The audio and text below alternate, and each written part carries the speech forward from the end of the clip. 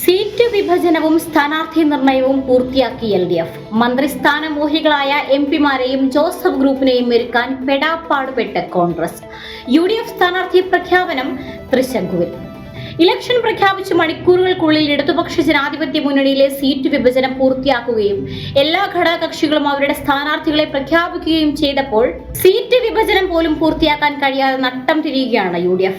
Election പ്രഖ്യാപിച്ച് 24 മണിക്കൂറിനുള്ളിൽ സ്ഥാനാർത്ഥികളെ പ്രഖ്യാപിക്കുമെന്ന് വീമ്പടിച്ചിരുന്ന VD സതീശനും കൂട്ടരും മുന്നണിക്കുള്ളിലെ സീറ്റ് വിഭജനം പോലും പൂർത്തിയാക്കാനാകാതെ നട്ടം തിരിയുകയാണ്.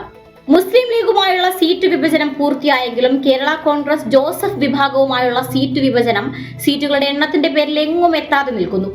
ഇടുക്കി, ഏറ്റുമാനൂർ, കുട്ടനാട്, കോതമംഗലം എന്നീ സീറ്റുകൾ കേരള കോൺഗ്രസിൽ നിന്നും ഏറ്റെടുക്കാൻ കോൺഗ്രസ് നടത്തുന്ന ശ്രമങ്ങളാണ് UDF-നുള്ളിലെ സീറ്റ് വിഭജനം പൂർത്തിയാകാതിരിക്കുന്നതിന്റെ പ്രധാന കാരണം. തങ്ങൾ കഴിഞ്ഞ തവണ മത്സരിച്ച 10 സീറ്റുകളും ഇത്തവണയും തങ്ങൾക്ക് തന്നെ ലഭിക്കണമെന്ന പിടിവാശിയിലാണ് ജോസഫ് വിഭാഗം.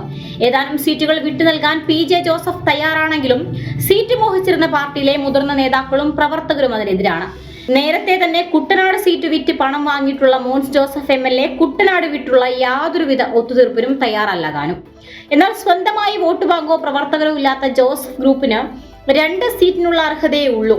പരമാവധി 5 സീറ്റ് കൊടുത്താൽ മതി എന്ന നിലപാടിലാണ് കോൺഗ്രസ്. പല സ്ഥലങ്ങളിലും കോൺഗ്രസ് നേതാക്കളും പ്രവർത്തകരും പ്രതിഷേധ പ്രകടനങ്ങളുമായി തെരുവിലിറങ്ങിക്കഴിഞ്ഞു. കേരള കോൺഗ്രസുമായുള്ള പോര് തെരുവിൽ കയ്യാങ്കളിയിലേക്ക് എത്തി നിൽക്കുന്ന സാഹചര്യത്തിലാണ് കോൺഗ്രസിനുള്ളിലും കലാപം രൂക്ഷമായിരിക്കുന്നത്. 1/2 ഡസനോളം MP-മാരാണ് നിയമസഭയിലേക്ക് മത്സരിക്കാൻ തയ്യാറായിട്ടിരിക്കുന്നത്. K. സുധാകരൻ, അടൂർ പ്രകാശ്, ഷാഫി പറമ്പിൽ തുടങ്ങിയവരെല്ലാം നിയമസഭയിലേക്ക് മത്സരിക്കാൻ ഹൈക്കമാൻഡിൽ സമ്മർദ്ദം ചെലുത്തിക്കൊണ്ടിരിക്കുകയാണ്. എന്നാൽ ഇവരിൽ ഏറ്റവും മുതിർന്ന നേതാവായ K. സുധാകരൻ എന്തു വന്നാലും താൻ മത്സരിക്കുമെന്ന നിലപാടിൽ ഉറച്ചു നിൽക്കുകയാണ്. സീറ്റ് ലഭിച്ചില്ലെങ്കിൽ താൻ സ്വതന്ത്രനായി മത്സരിക്കുമെന്ന ശക്തമായ സന്ദേശമാണ് സുധാകരൻ നേതൃത്വത്തിന് നൽകുന്നത്. എന്നാൽ MP-മാർ ആരും മത്സരിക്കേണ്ട എന്ന കടുത്ത നിലപാടിലാണ് കേന്ദ്ര നേതൃത്വം എന്നാണ് അറിയുന്നത്. ഇതിന് K. സുധാകരൻ വഴങ്ങാനുള്ള സാധ്യത കുറവാണെന്നാണ് ലഭിക്കുന്ന വിവരം. സുധാകരനെ എങ്ങനെയെങ്കിലും അനുനയിപ്പിച്ചില്ലെങ്കിൽ അത് മലബാർ മേഖലയിലെ UDF-ന്റെ പ്രകടനത്തെ സാരമായി ബാധിക്കുമെന്നുള്ള ആശങ്കയിലാണ് കോൺഗ്രസ് നേതൃത്വം.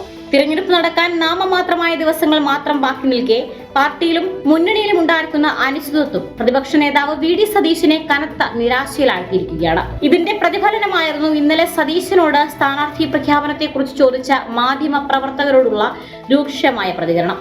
LDF-ൽ സീറ്റ് വിഭജനവും സ്ഥാനാർത്ഥി നിർണയവും പൂർത്തിയാക്കി സ്ഥാനാർത്ഥികൾ എല്ലാവരും പ്രവർത്തന രംഗത്ത് സജീവമായപ്പോൾ സീറ്റ് വിഭജനം പോലും പൂർത്തിയാക്കാൻ കഴിയാത്ത UDF-ന് എങ്ങനെ ഭരണം പിടിക്കാൻ സാധിക്കുമെന്ന ചോദ്യമാണ് അഡ്വക്കേറ്റ് ജയശങ്കർ അടക്കമുള്ള പ്രമുഖ രാഷ്ട്രീയ നിരീക്ഷകരിൽ നിന്ന് ഉയരുന്നത്.